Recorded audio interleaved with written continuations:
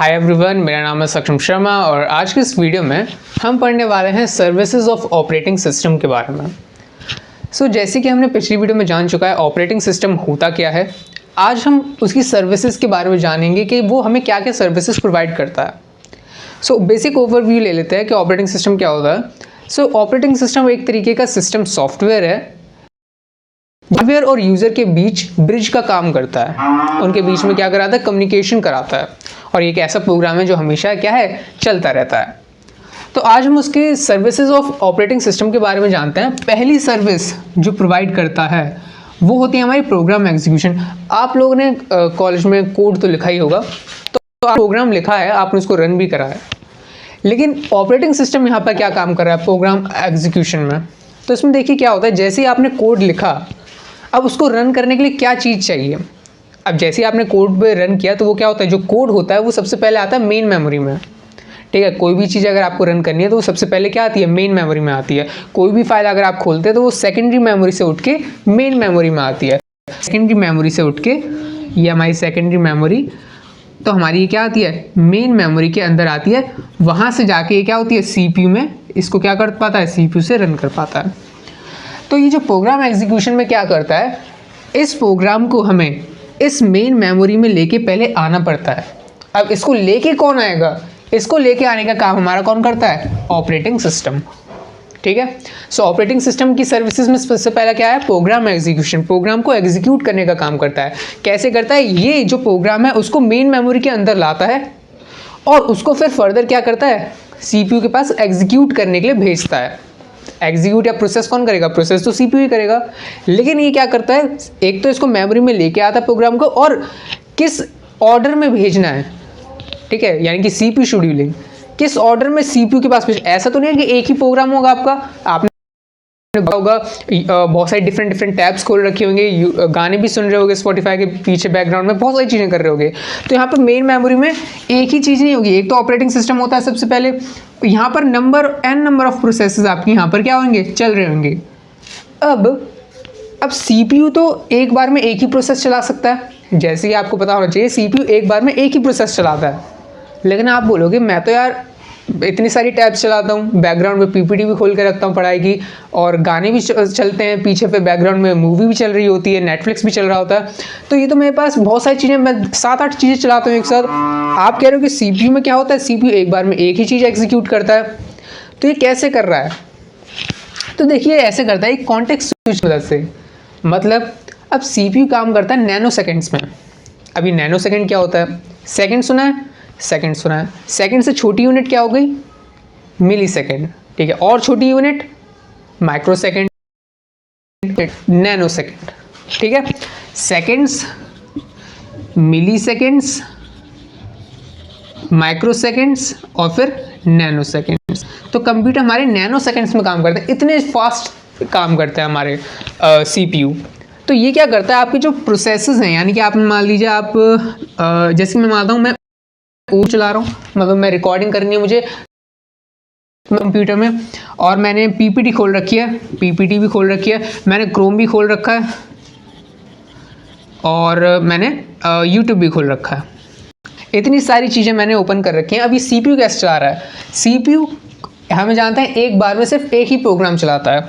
तो CPU कुछ nano second OBS studio चलाएगा, कुछ नैनो सेकेंड PPT चलाएगा, कुछ नैनो सेकेंड क्रोम चलाएगा, कुछ नैनो सेकेंड YouTube चलाएगा, फिर OBS स्टूडियो, PPT, क्रोम और YT। फिर ऐसे करते करते ये क्या कर देगा, ये सारी चीज़ें एक एक करके चलाता है। कुछ नैनो सेकेंड के लिए हर चीज़ें ये क्या करता है, चलाता रहता है। और ये इतनी फास्ट काम करता है, इतनी जल्दी कॉन्टेक्स्ट स्विच करता है। इसी को कॉन्टेक्स्ट स्विच कर रहे हैं, इसको करा एग्जीक्यूट, कुछ नैनो सेकेंड कॉन्टेक्स्ट स्विच कर दिया इसको, यानी कि चेंज करना, उसी को कॉन्टेक्स्ट स्विच कह रहे हैं। इसको चलाया कुछ नैनो सेकंड, फिर इसको चलाया, फिर इसको चलाया, फिर इसको चलाया, फिर इसको, फिर इसको, फिर इसको, फिर इसको, ऐसे करता है। इन सबको प्रोसेस को एग्जीक्यूट करता है, और ये इतना फास्ट होता है तो आपको पता नहीं चलता कि ये सारी चीज़ें सीक्वेंशली हो रही हैं। आपको लगता है ये सारी चीज़ें मैं पैरेलली चला रहा हूँ, जो कि पैरेलली नहीं चल रही होती। ये सारी फास्ट होने की वजह से आपको लगता है पैरेलली काम कर रही हैं, जबकि ये सीक्वेंशली ही चल रही होती हैं। ये होगी बात। तो हम अपने प्रोग्राम एग्जीक्यूशन पे ही आते हैं।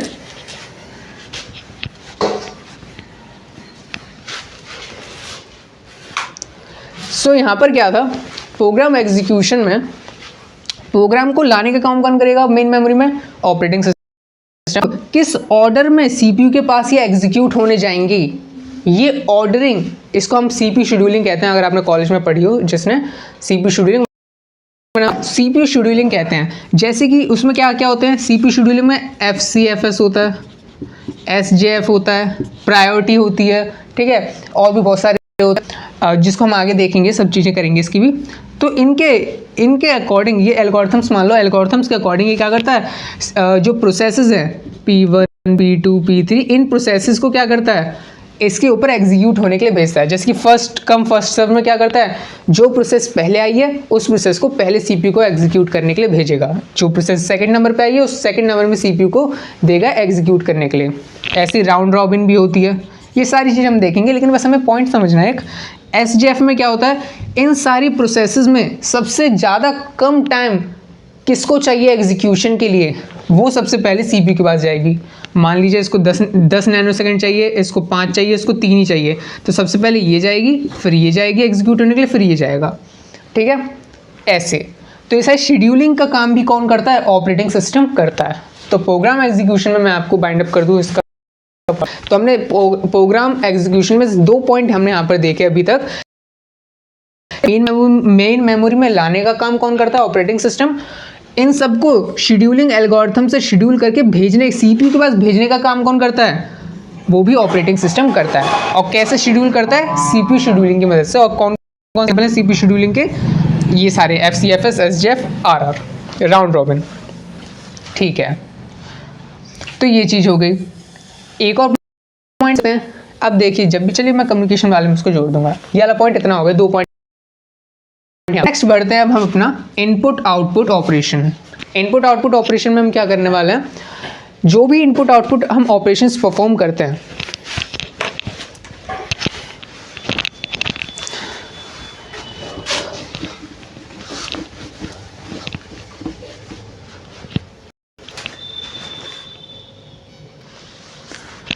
तो इनपुट आउटपुट ऑपरेशंस में क्या हो रहा है, नाम से पता चल रहा है, नाम से ही क्या चल रहा है, काम का पता चल रहा है, इनपुट आउटपुट से रिलेटेड है। इनपुट आउटपुट डिवाइसेस क्या क्या होते हैं हमारे? प्रिंटर होता है, और माउस हो गया, कीबोर्ड हो गया, तो ये सारे क्या होते हैं हमारे? इनपुट आउटपुट डिवाइसेस होते हैं। अब इनके साथ अगर हमें कम्युनिकेट करना है तो हमें क्या करना पड़ेगा? जैसे मान लीजिए प्रिंटर के साथ मुझे कम्युनिकेट करना है, प्रिंटर है, अब मेरा कंप्यूटर कैसे कम्युनिकेट करता है प्रिंटर के साथ? बोलोगे आप लोगों को बस कनेक्ट करना है और कंट्रोल P दबा के आपको प्रिंट निकलवा लेना है।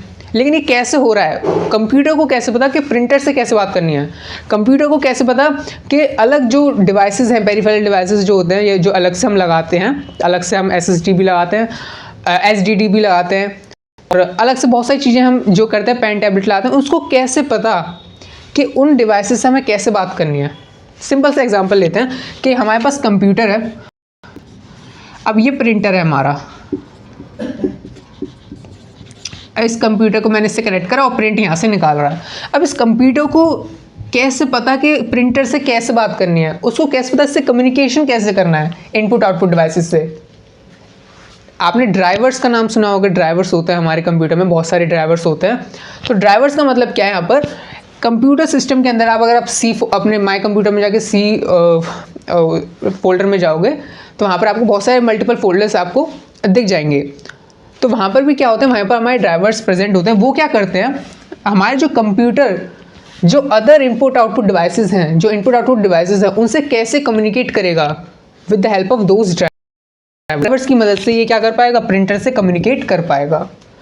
उस ड्राइवर को आप मैं मान लीजिए उसमें लैंग्वेज लिखी गई है, मान लीजिए ये कंप्यूटर अलग लैंग्वेज पे काम कर रहा है, ये अलग लैंग्वेज, इन दोनों के बीच में अगर कम्युनिकेशन कराना है तो उनके पास क्या होनी चाहिए? ट्रांसलेशन बुक होनी चाहिए। तो ट्रांसलेशन बुक कौन है? ये ट्रांसलेशन बुक वो ड्राइवर्स हैं जो कंप्यूटर सिस्टम में हमने क्या कर रखे हैं? इंस्टॉल कर रखे हैं। उन्हीं ड्राइवर्स की मदद से वो क्या कर पाता है? ये प्रिंटर से बात कर पाता है, कम्युनिकेट कर पाता है, ठीक है। तो ड्राइवर्स यहाँ पर क्या आ रहे हैं? इंपॉर्टेंट रोल प्ले कर रहे हैं इनपुट आउटपुट डिवाइसेस के साथ। तो ऑपरेटिंग सिस्टम क्या करता है यहाँ पर? ऑपरेटिंग सिस्टम का ये काम होता है कि ये उन ड्राइवर्स की मदद से प्रिंटर से कम्युनिकेट करता है। ये हो गया इस पॉइंट में, इनपुट आउटपुट ऑपरेशंस में। थर्ड पॉइंट अब हम करते हैं कम्युनिकेशन बिटवीन प्रोसेसेस। प्रोसेसेस के बीच में कैसे कम्युनिकेशन हो रहा है उसको अब हम देखते हैं। कम्युनिकेशन बिटवीन प्रोसेसेस अभी हमने देखा था ना, जैसे कि हमारी मेन मेमोरी थी, ये हमारी मेन मेमोरी थी, ये ऑपरेटिंग सिस्टम था, इसमें n नंबर ऑफ क्या थे यहाँ पर प्रोसेसेस थे। ओके, तो हमने यहाँ पर देखा कम्युनिकेशन बिटवीन प्रोसेसेस, नाम से पता चला प्रोसेसेस के बीच में कम्युनिकेशन। अब देखिए ऐसे हो सकता है डेटा ट्रांसफ़र का जब हमें करना होता है तो ये ज़रूरी थोड़ी कि हम कहीं और डेटा ट्रांसफ़र कर रहे हैं, दो प्रोसेसेस भी तो एक दूसरे के बीच में डेटा ट्रांसफ़र कर सकती हैं, दो प्रोसेस भी तो एक दूसरे को डेटा ट्रांसफ़र कर सकती हैं, हाँ कर सकती हैं। तो इन दो प्रोसेसेस के बीच में जो डेटा ट्रांसफ़र होगा वो कैसे होगा, वो कौन कराएगा, वो ऑपरेटिंग सिस्टम कराएगा। दो प्रोसेसेस के बीच में डेटा ट्रांसफ़र करने का काम कौन कराता है, ऑपरेटिंग कराता है। और अगर मान लीजिए वो जो प्रोसेस है वो तो अभी तो एक ही प्रोग्राम की थी, है दो प्रोसेस जो थी एक ही में हो सकती हैं मान लीजिए, लेकिन अगर नेटवर्क में प्रेजेंट हो यानी कि किसी और से हम कम्युनिकेट करना चाह रहे हैं तो वो भी किसकी मदद से होता है, ऑपरेटिंग सिस्टम की मदद से ही होगा। ऐसा नहीं है कि अगर आपको दूसरे नेटवर्क वाले लड़के से कम्युनिकेट करना है तो आपको ऑपरेटिंग सिस्टम की ज़रूरत ही नहीं है, नहीं, आपको तब भी ऑपरेटिंग सिस्टम की ज़रूरत पड़ेगी अगर आपको दूसरे नेटवर्क में भी कम्युनिकेट करना है। तो यहाँ पर कम्युनिकेशन बिटवीन प्रोसेसेस में हमने क्या समझा कि अगर दो प्रोसेसेस को कम्युनिकेट करना है, दो या दो से ज़्यादा प्रोसेसेस मान लो कम्युनिकेशन करना है अगर हमें, तो भी हमें ऑपरेटिंग सिस्टम की ज़रूरत पड़ती है। और या फिर जो दूसरे नेटवर्क में प्रेजेंट हैं तो भी हमें ऑपरेटिंग सिस्टम की ज़रूरत पड़ेगी उनके बीच में कम्युनिकेशन कराने की। ठीक है, फाइल मैनेजमेंट में हम क्या पढ़ेंगे, अब फाइल को मैनेज करने का काम भी ऑपरेटिंग सिस्टम करता है। आपके में मल्टीपल फोल्डर्स होते होंगे आपके कंप्यूटर में, तो उन फोल्डर को मैनेज करना ये भी किसका है, ये भी हमारा फाइल मैनेजमेंट ऑपरेटिंग सिस्टम ही करता है। ऑपरेटिंग सिस्टम की एक सर्विसेज में आता है कि वो फाइल मैनेज करता है आपकी, आप जो भी फाइल क्रिएट करते हो अपडेट करते हो वो सारी फाइल्स जो होता है वो सारा काम कौन करता है, ऑपरेटिंग सिस्टम करता है। इसका हम एक चैप्टर भी आगे हम करेंगे और इसके ऊपर न्यूमेरिकल्स पे आते हैं तो वो भी हम देखेंगे। ठीक है, इसमें बस इतना समझना है कि जो भी आप फाइल्स बनाते हो उन सबको क्या मैनेज करने का काम, ताकि वो इफेक्टिवली आप क्या कर सको, उससे डेटा रिट्रीव कर सको। ठीक है, इफेक्टिवली आप उसको सर्च कर सको, एलोकेट कर सको, वो सारा काम कौन करता है, ऑपरेटिंग सिस्टम करता है कि कौन सी फाइल को कहाँ पर जाके स्टोर करना है, मुझे डिस्क में कौन सी फाइल को कहाँ पर जाके स्टोर करना है, ताकि वो एफिशिएंटली वो दोबारा आपको वो डेटा लाके दे सके जो आपको जब चाहिए। ठीक है, पढ़ते हैं आगे रिसोर्स मैनेजमेंट।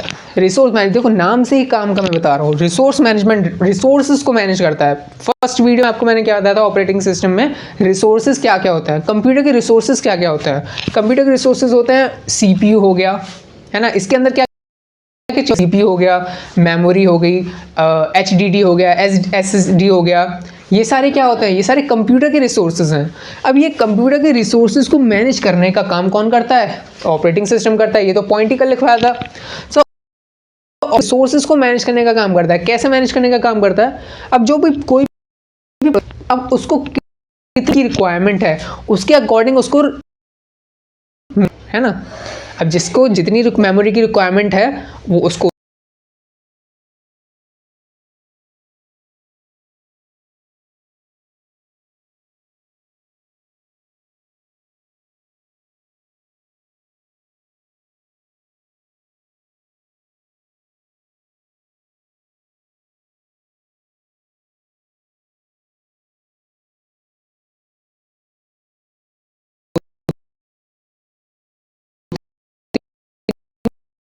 मैंने इसको लगाया P1 को, इसको दे दिया एग्जीक्यूट करके, P1 यहाँ पर एग्जीक्यूट हो जा रहा है, P1 एग्जीक्यूट हो जा रहा है, अब ये हो जा रहा है, अब ये हट ही नहीं रहा, अब इसको हटाएगा कौन, अब ऐसे थोड़ी और सारे प्रोसेस रुके रहेंगे इसकी वजह से, नहीं, ये क्या करेगा, जब ओएस को, जब इसका जितना प्रोसेसिंग टाइम होना होगा जितना होगा ओएस उसके अकॉर्डिंग क्या करेगा, ऑपरेटिंग सिस्टम इसको हटाएगा और जो भी जो प्रोसेस उसको लगानी होगी वो दूसरी ला देगा। मान लीजिए इसका काम कंप्लीट नहीं हुआ था तब तक, तो इसको जब आगे आने वाले टाइम पे इसको दोबारा शेड्यूल वो बाद में करेगा। ठीक है, तो ये ओएस के पास पावर है कि वो किसी भी प्रोसेस को सीपीयू को दे सकता है एग्जीक्यूट करने के लिए और किसी को, तो ये रिसोर्स मैनेजमेंट का काम है। ठीक है, कि प्रोसेसेस को रिसोर्सेज दे रहा है, यहाँ पर रिसोर्सेज देने का मतलब क्या, मेमोरी में जगह दे रहा है, मेमोरी है, सीपीयू में एग्जीक्यूट करा रहा है, डिस्क में इसको एलोकेट कर रहा है। तो जो रिसोर्सेज हैं कंप्यूटर सिस्टम के, वो किस प्रोसेस को कितने अमाउंट में देने हैं, कितनी मेमोरी देनी है, कितनी देर तक एग्जीक्यूट करना है सीपीयू में, तो ये सारे काम कौन करता है? ऑपरेटिंग सिस्टम करता है। तो रिसोर्स प्लानिंग का काम, या रिसोर्स मैनेजमेंट का, मेमोरी मैनेजमेंट का काम कौन कर रहा है? यहाँ पर ऑपरेटिंग सिस्टम कर रहा है। तो आप ये पॉइंट लिख सकते हो एग्जाम में। यहाँ पर हमारा पॉइंट है यूज़र इंटरफेस। सिंपल सा पॉइंट है, जैसा काम वैसा, जैसा नाम वैसा काम। यूज़र इंटरफेस तो आप सब जानते ही होंगे। यूज़र इंटरफेस क्या होता है? कंप्यूटर आपने खोला, जो आपके पास सामने स्क्रीन दिख रही है वो क्या है? यूज़र इंटरफेस है। फ़ोन आपने खोला, फ़ोन जो आपके सामने दिख रहा है वो इंटरफेस है। वो क्या काम कर रहा है? जो भी आपको क्या दिख रहा है सामने, आपको दिख रहा होगा कि स्क्रीन है, उसमें फोल्डर्स हैं, फोल्डर्स के नाम लिखे हुए हैं, डेस्कटॉप है, पेंटिंग लगी हुई है ना, माउस है, कर्सर है, कीबोर्ड है ना। कीबोर्ड तो वैसे नीचे हो गया, लेकिन जो माउस है, कर्सर तो दिख रहा होगा। तो ये क्या है? आपका यूज़र इंटरफेस है। आपको कंप्यूटर खोलने के बाद जो दिख रहा है वो यूज़र इंटरफेस में आ गया। अब operating system user interface provide कर रहा है। हाँ, कैसे प्रोवाइड कर रहा है? यूज़र इंटरफेस की मदद से, GUI, यहाँ पर दो आपने चीज़ें सुनी होंगी, GUI ग्राफिकल यूज़र इंटरफेस और command line interface. Graphical user interface, command line interface, जो अभी मैंने आपको बताया, जितने भी क्या होते हैं, ये हो गया आपका आइकन्स, डेस्कटॉप, ये भी जितनी भी चीज़ें हो गई जो आपको दिख रही हैं उस पर, वो क्या है? GUI के अंदर आती हैं, जिसकी मदद से आप क्या कर सकते हो? आराम से एलोकेट कर लेते हो। आपको कोडिंग आती नहीं है, लेकिन आप तब भी कंप्यूटर चला लेते हो। क्यों? क्योंकि आप ग्राफिकल यूज़र इंटरफेस इतना बढ़िया है कि आप उससे, ऑपरेटिंग सिस्टम से आप क्या कर सकते हो? आसानी से बात कर लेते हो। यही भी क्या है कि इसके अंदर है कि वो ग्राफिकल यूज़र इंटरफेस प्रोवाइड करता है, ताकि जो यूज़र है वो ऑपरेटिंग हार्डवेयर से कम्युनिकेट कर पाए ऑपरेटिंग सिस्टम की मदद से। ठीक है। कमांड लाइन इंटरफेस क्या होता है? आपने यूज़ करा है।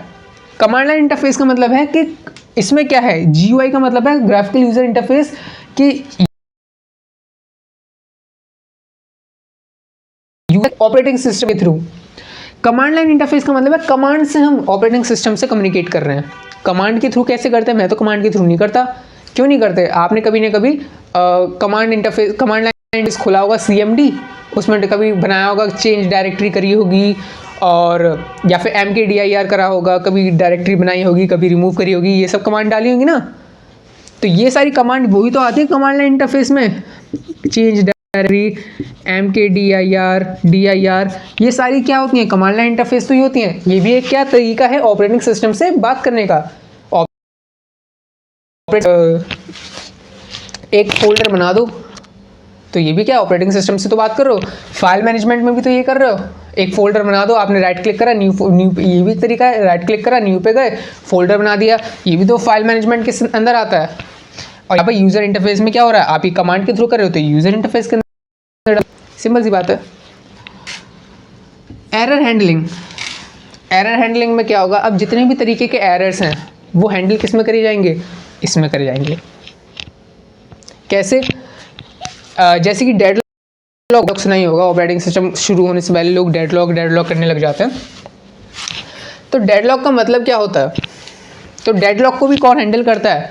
डेडलॉक को भी हैंडल करता है ऑपरेटिंग सिस्टम। डेडलॉक या फिर देखिए कैसे, मान लीजिए ये मेन मेमोरी है, वही एग्जांपल, यहाँ पर प्रोसेस 1, प्रोसेस 2, प्रोसेस 3। अब ये हमारा CPU है। अब इसको क्या करना है? एक ही टाइम पे मान लीजिए 2 प्रोसेसेस आ गई कि देखो मुझे भी एग्जीक्यूट करना है, मुझे भी एग्जीक्यूट करना, मतलब ये 2 प्रोसेसेस आ गई एक साथ कि दोनों बिल्कुल एग्जैक्ट टाइम पे आ गए कि मुझे CPU चाहिए, मुझे एग्जीक्यूट होना है ना। एल्गोरिथम प्रोसेस है जिनके सेम टाइम पे ही एग्जीक्यूट होना था उनको। ठीक है। तो जब ये टाई हो जाता है तब भी हम यहाँ पर क्या करते हैं? शेड्यूलिंग एल्गोरिथम में जो भी चीज़ आएगी तब हम वो देखेंगे, लेकिन अभी हम प्रॉब्लम को समझते हैं कि 2 प्रोसेसेस को अगर एक साथ CPU को एक्सेस करना है वो तो पॉसिबल नहीं है, एक एक करके ही ये पॉसिबल है। तो यहाँ पर आता है ऑपरेटिंग सिस्टम का काम आता है कि वो इन प्रोसेसेस को क्या करे, ऐसी कभी सिचुएशन है तो भी ये हैंडल करे और एक एक करके ही इनको क्या करे, प्रोसेसेस को CPU को दे एग्जीक्यूट करने के लिए। तो ये भी एक तरीके का एरर है। ये भी तो एरर है कि दो प्रोसेसेस एक साथ, उनका क्या है एग्जीक्यूट होने का टाइम एक जैसा आ गया, तो उसकी वजह से इनको क्या है एक साथ थोड़ी मिल जाएगा सीपीयू एक साथ दो को थोड़ी करेगा प्रोसेस को। ऑपरेटिंग सिस्टम इनको एक एक करके इनको क्या करेगा सीपीयू को देगा। ये होगा। और कैसे कैसे एरर हो सकते हैं, जैसे कि मान लीजिए आप कोई फाइल ट्रांसफ़र कर रहे हैं, आपने पेन ड्राइव निकाल दी, तो उसमें क्या आता है, उसमें भी एक एरर आता है। तो ये भी एक तरीके का एरर है जो कि किसके द्वारा हैंडल किया जाता है, ऑपरेटिंग सिस्टम के द्वारा हैंडल किया जाता है। और भी जितने तरीके के एरर हैं, जैसे कि मान लीजिए आपका कंप्यूटर ज़्यादा गर्म हो गया, आपका कंप्यूटर ज़्यादा गर्म हो गया, आपने ज़्यादा देर तक गेम खेला और गर्म हो गया, तो गर्म होने की वजह से जो अब हीटिंग का किसी किसी में आता है कि आपका ज़्यादा ओवर हीट, तो उसको बंद कर दो, या फिर पावर कंजप्शन ही कम करो, ये पावर बंद कर दो, या फिर तो ये सारे जो एरर्स आते हैं ये भी क्या होते हैं, ये भी एरर कौन देता है, ऑपरेटिंग सिस्टम देता है, और ये उसकी सर्विसेज में आता है एरर हैंडलिंग में। ठीक है, कोई ऐसी फाइल है या फिर आपने कोई प्रोग्राम ऐसा रन किया जो आपकी वो मान लीजिए कोई ऐप आपने डाउनलोड किया, अब वो ऐप आपने खोला, मान लीजिए आपकी वो ऐसी फाइल खोलना चाह रहा है जो आपने प्राइवेसी कर रखी है ना, तो उसमें क्या करेगा, उसको डिनाई कर देगा। तो ये भी क्या होगा, तो ये सारे जो एग्जांपल्स हैं हमारे क्या एरर हैंडलिंग के हैं, कि एरर को कैसे वो हैंडल कर रहा है। डेडलॉक का भी यहाँ पर एग्जांपल आता है। डेडलॉक अभी अपने पढ़ा नहीं है, तो आगे जाके हम पढ़ेंगे तो उसमें हम जानेंगे डेडलॉक क्या होता है, तो उसके लिए अलग से ही एक चैप्टर है, लेकिन डेडलॉक का भी आप यहाँ पर एग्जांपल लिख सकते हो। ठीक है, सिक्योरिटी में आते हैं। सिक्योरिटी में तो आसान है, सिक्योरिटी तो सबके लिए लिख ही देते हैं। मतलब सिक्योरिटी में क्या है, सिक्योरिटी क्या प्रोवाइड करता है, पासवर्ड। ऑपरेटिंग सिस्टम क्या करता है, ऑपरेटिंग सिस्टम पासवर्ड वाले बायोमेट्रिक्स आपको प्रोवाइड करता है कि आप इसमें पासवर्ड ला सकते हो। अब जिसके पास ऑथराइज पासवर्ड है वो ऑथराइज यूज़र है, यानी कि वो एक्सेस कर सकता है उस फाइल को।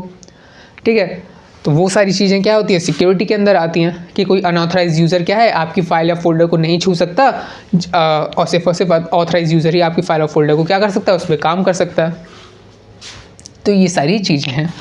तो इसी के साथ हमारी सर्विसेज ऑफ ऑपरेटिंग सिस्टम जो हो गया कंप्लीट। आई होप आपको समझ में आया होगा। सो आज के लिए इतना ही। So thank you for watching this video.